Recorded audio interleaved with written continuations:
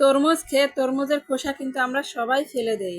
তবে আজকের রেসিপিটা দেখার পরে তরমুজের খোসা আর ফেলতে চাইবেন না। এত সুন্দর মোরব্বা বানানো যায় তরমুজের খোসা দিয়ে, একবার খেলে অবাক হয়ে যাবে। আপনি ভাবতেও পারবেন না তরমুজের খোসার মোরব্বা খেতে এত মজার হয়। মাত্র দু একটা উপকরণ দিয়েই এই মোরব্বা বানিয়ে সংরক্ষণ করতে পারবেন মাস জুড়ে। তরমুজের খোসার মোরব্বা বানানোর জন্য আমি এখানে কিছু তরমুজের খোসা নিয়েছি। এরপরে এই তরমুজের খোসার উপরের চোকলাটা আমি এরকম ছিলে নিয়েছি। এখন আমি এটাকে ধুয়ে পরিষ্কার করে একটা হাঁড়ির ভিতর দিয়ে দিলাম। হাঁড়ির ভিতরে কিন্তু আমি পর্যাপ্ত পরিমাণে পানি দিয়ে দিচ্ছি। এরপরে আমি এই খোসার ভিতর দিয়ে দিচ্ছি সামান্য পরিমাণে একটু লবণ দিয়ে এখন আমি খোসার সাথে ভালো করে লবণটা মিশিয়ে নিচ্ছি। এরপর আমি চুলাটা জ্বালিয়ে এটাকে সেদ্ধ করে নেব।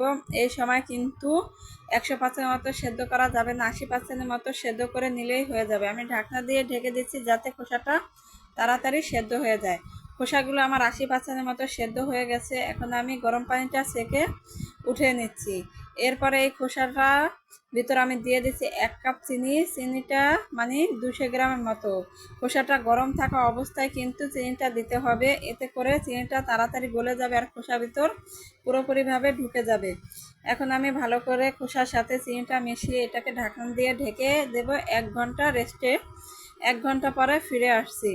দেখুন খোসা থেকে পর্যাপ্ত পরিমাণে পানি বের হয়েছে এবং চিনিটাও গলে গেছে। যেই পানি বের হয়েছে এই পানি দিয়েই কিন্তু আজকে আমি মোরব্বাটা বানিয়ে নেব।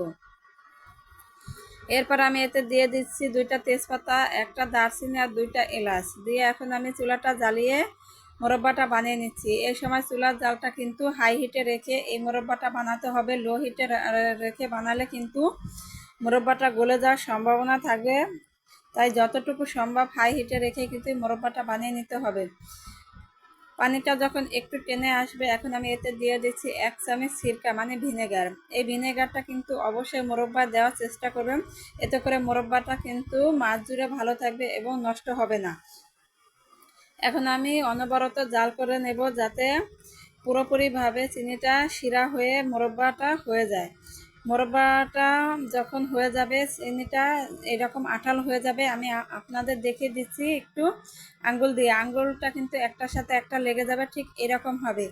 এই পর্যায়ে আমি এখন এই মোরব্বাটা চিনি শিরা থেকে সেকে উঠিয়ে নিয়ে সারা রাত ফ্যানের বাতাসে শুকিয়ে নেবে। এই সময় কিন্তু রোদে দেওয়া লাগবে না, রোদে দেওয়ার ঝামেলা ছাড়াই কিন্তু এই মোরব্বাটা বানিয়ে নিতে পারবেন।